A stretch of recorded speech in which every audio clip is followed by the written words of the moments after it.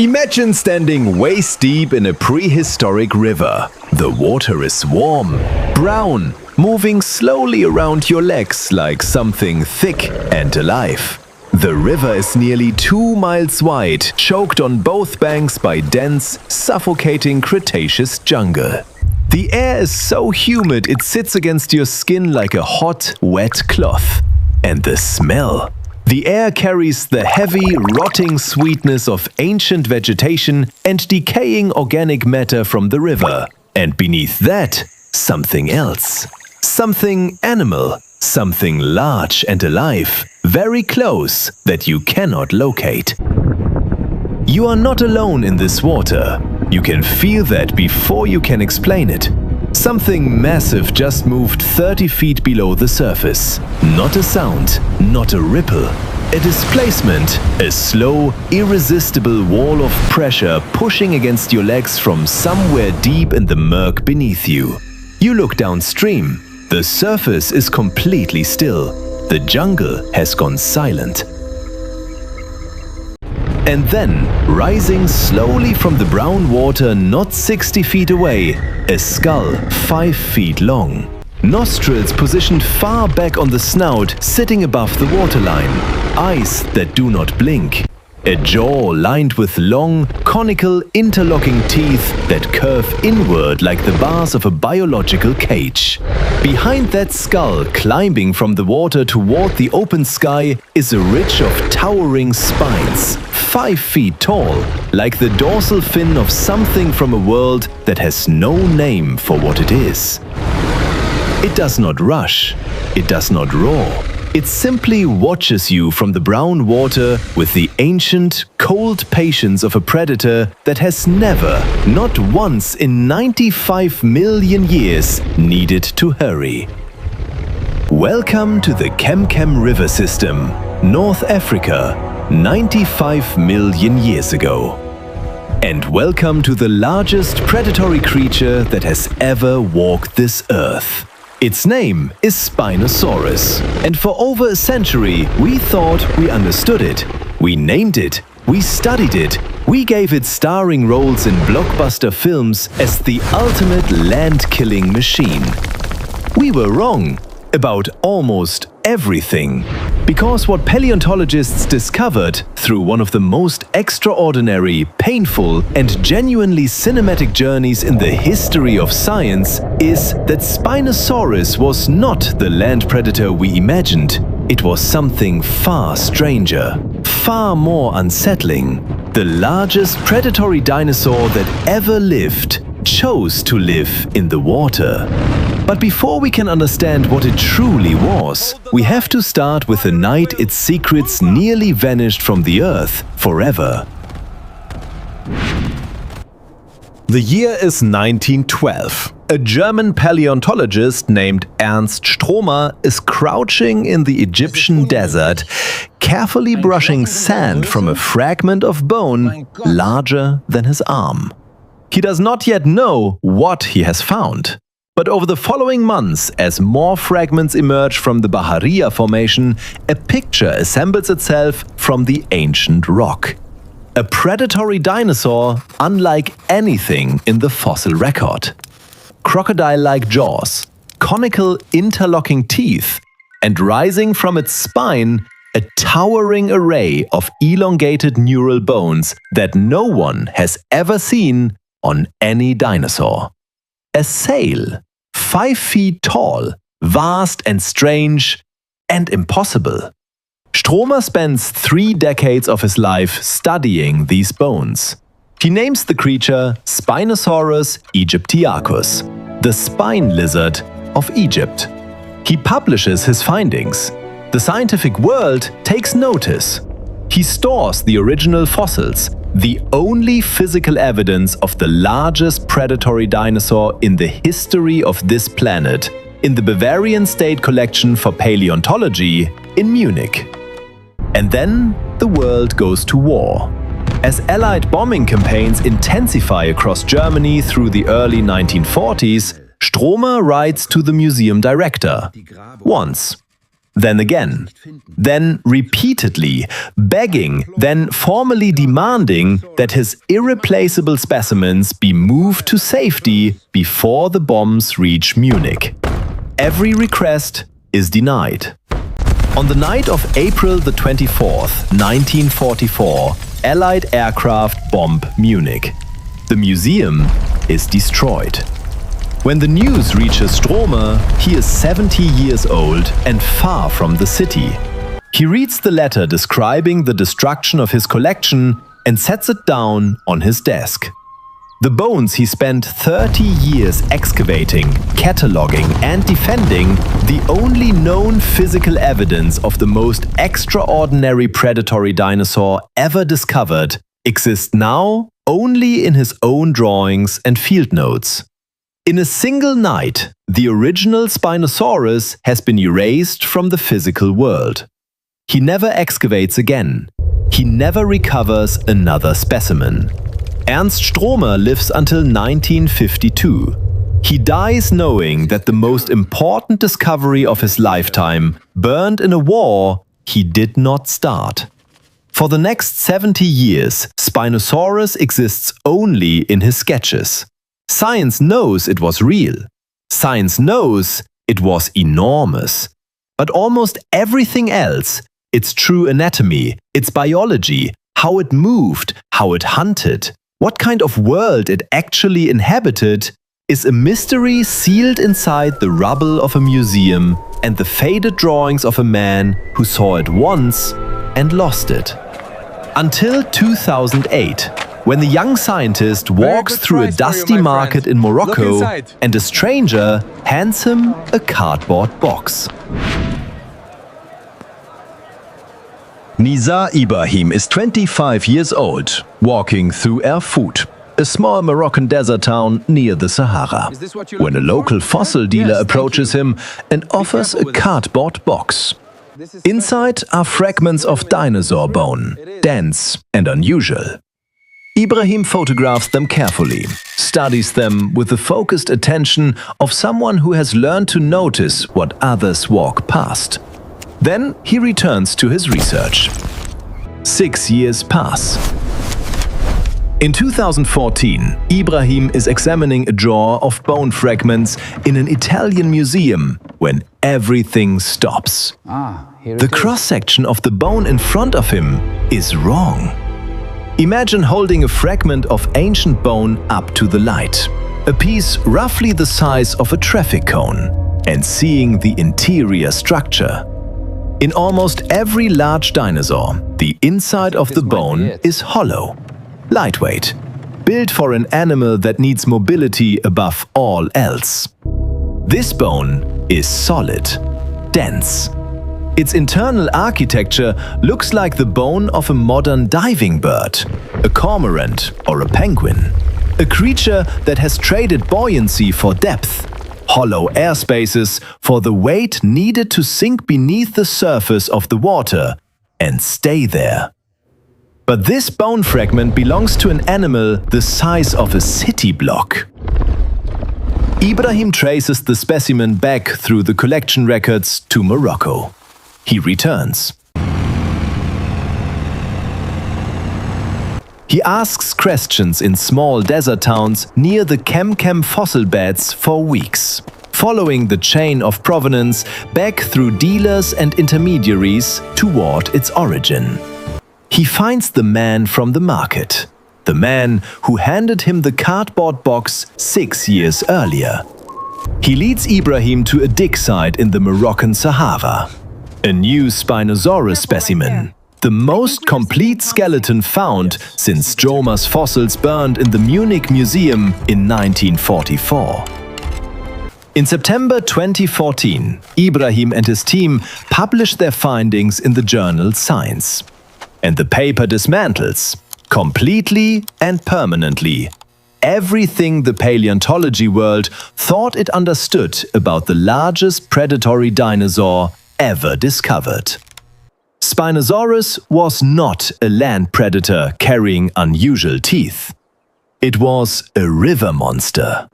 And the evidence had been written into its bones for 95 million years, waiting for someone to hold a cross-section up to the light. Spinosaurus had taken the entire terrestrial predator blueprint, the design that produced Tyrannosaurus, Carcharodontosaurus, Giganotosaurus, every large hunting dinosaur the Cretaceous ever manufactured, and it had dismantled it. Bone by bone, system by system, purpose by purpose, and rebuilt itself for a completely different world. Its bones were dense, not hollow like every other large theropod, but solid and compact, like the bones of a diving bird. This density removed its natural buoyancy, allowing it to submerge fully and move underwater without fighting the surface. Its nostrils were positioned far back on its skull, sitting above the waterline even when most of its head was submerged, exactly like a crocodile, allowing it to breathe while it hunted beneath the surface. Its feet were broad, slightly paddle-shaped. Analysis suggests webbing between the toes, generating underwater propulsion. Pressure-sensitive receptor pits lined the length of its long snout, the same biological technology we described in the Purosaurus episode, reading the movement, direction, and size of fish through water pressure alone, in complete darkness, in brown, turbid river water, where sight was impossible. Its hind legs were short relative to its body. On land, this was a limitation. In water, it was a perfect proportional advantage, the exact configuration for an animal whose primary locomotion was aquatic. And in 2020, 6 years after Ibrahim's landmark paper, a new analysis of the Spinosaurus tail removed every remaining doubt. The tail vertebrae were tall, flat, and blade-like, forming a massive vertical fin.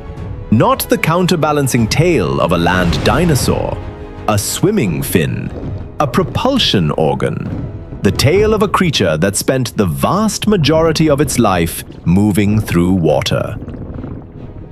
Spinosaurus was not a dinosaur that occasionally waded into rivers to catch fish. It was a dinosaur that had returned to the water the way the ancestors of modern whales returned to the sea, completely, biomechanically, irreversibly.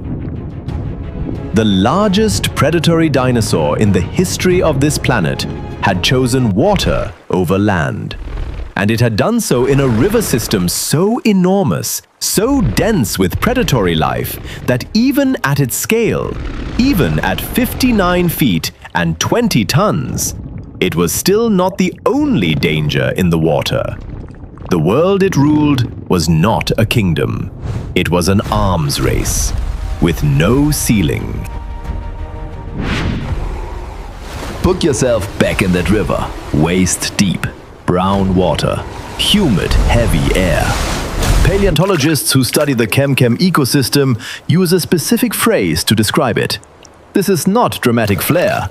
It is a formal scientific assessment based on fossil density, apex predator overlap, and megafauna biomass. They call it the most dangerous place in the history of the Earth. Spinosaurus rules the water.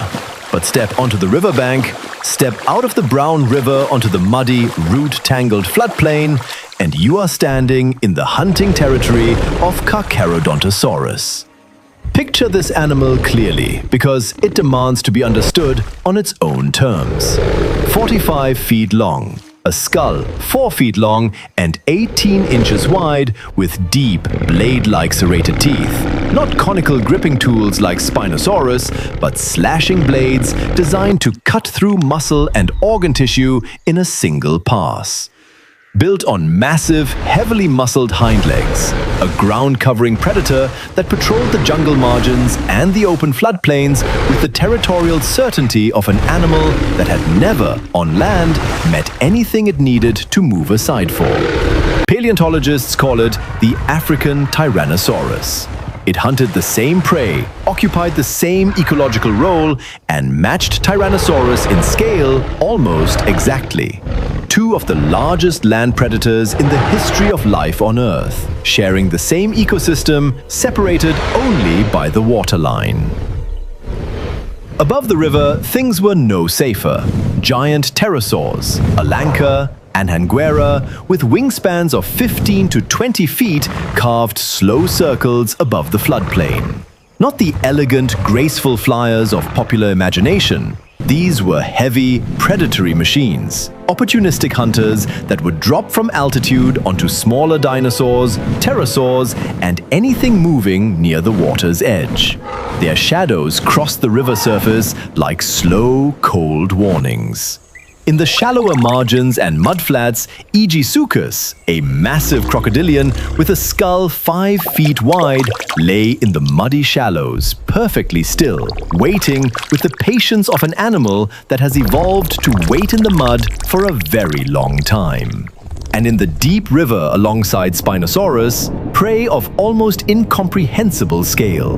Onchopristis, a giant sawfish the length of a school bus, armed with 2 rows of backward curved barbed teeth along its rostrum.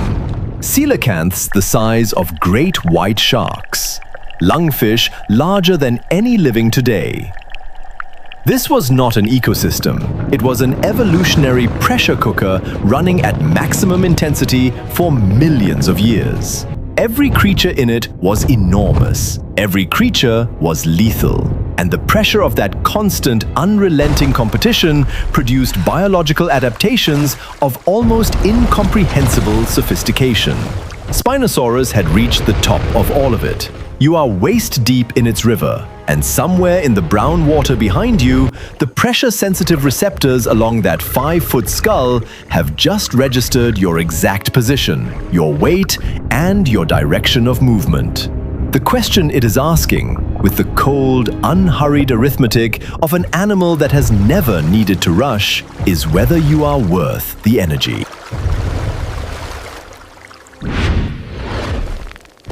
Spinosaurus did not hunt the way Tyrannosaurus hunted. It was not a pursuit predator. It was not a bone crusher. Those conical, interlocking, non-serrated teeth were not designed to shatter bone the way a T-Rex's blades shattered bone. They were designed for one specific, elegant, mechanical purpose: to grip. To lock onto a slippery, thrashing, enormously powerful animal in fast-moving water and hold it through pure geometric inevitability. The teeth curve inward. Every movement the prey makes to escape drives the teeth deeper and seats them more completely. There is no reverse direction. Once those jaws close, the mechanism is irreversible. The Onchopristis sawfish was its primary prey. 25 feet long, armed along its rostrum with backward-curving barbed spines, a weapon designed in part to slash anything that grabbed it. Spinosaurus would position itself mid-river, completely motionless. That 5-foot skull just below the surface, the pressure-sensitive pits along its snout reading the approach of a large body upstream like a biological sonar array. No sight required, no sound needed. Just pressure data translated by 95 million years of evolutionary refinement into a precise 3-dimensional map of everything moving in the water around it. When the Onchopristis came within range, the strike was not a lunge.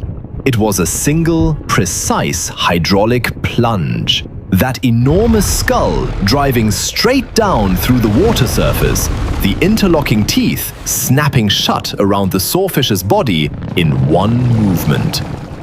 The Onchopristis would thrash, would drive its barbed rostral spines against the jaw, would throw every ounce of its 25-foot body against the grip. And with every movement, the teeth seated deeper. The geometry of the trap made escape mathematically impossible. The more it fought, the more completely it was held. Spinosaurus applied its mass, up to 20 tons, as dead weight against the current. Patient, irresistible. No drama, no role, no theatrics. Just the slow, hydraulic certainty of 20 tons of animal pressing a sawfish against the riverbed until the thrashing slowed, then stopped.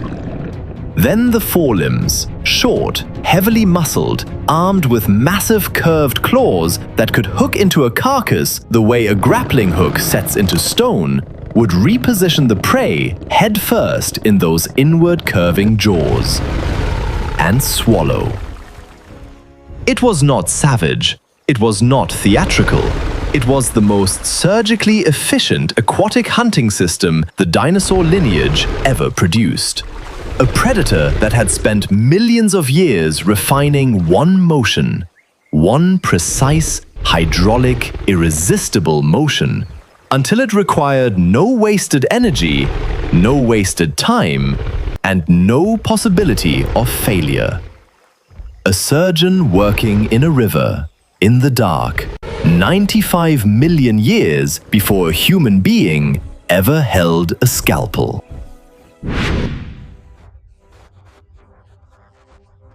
For millions of years, Spinosaurus ruled the Kem Kem without a credible rival in the water. The river was its kingdom. The depth was its armor. Its biology was calibrated so precisely to this specific world, this specific river, this specific depth, this specific prey, that it had become the most specialized aquatic predator the Mesozoic ever produced. That specialization was its sentence. Around 93 million years ago, the vast shallow seas that had flooded large portions of northern Africa began to recede. Tectonic shifts and changing sea levels slowly reorganized the drainage of the continent. The Kem Kem river system, wide, deep, ancient, the world Spinosaurus had shaped itself to fit, began to fragment. Channels narrowed, water levels dropped. The deep, slow, still water zones that Spinosaurus required began shrinking into shallow, faster-moving, exposed terrain. The great Onchopristis sawfish populations collapsed as their aquatic habitat contracted.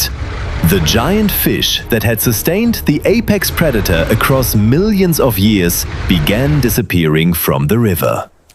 Spinosaurus was not built for land. Those dense bones that made it a perfect diver made walking on dry terrain energetically brutal.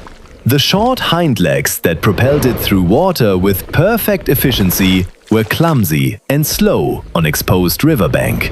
The pressure-sensing snout that made it a ghost in brown water was blind and useless in open air. The river was not simply where it hunted. The river was what it was.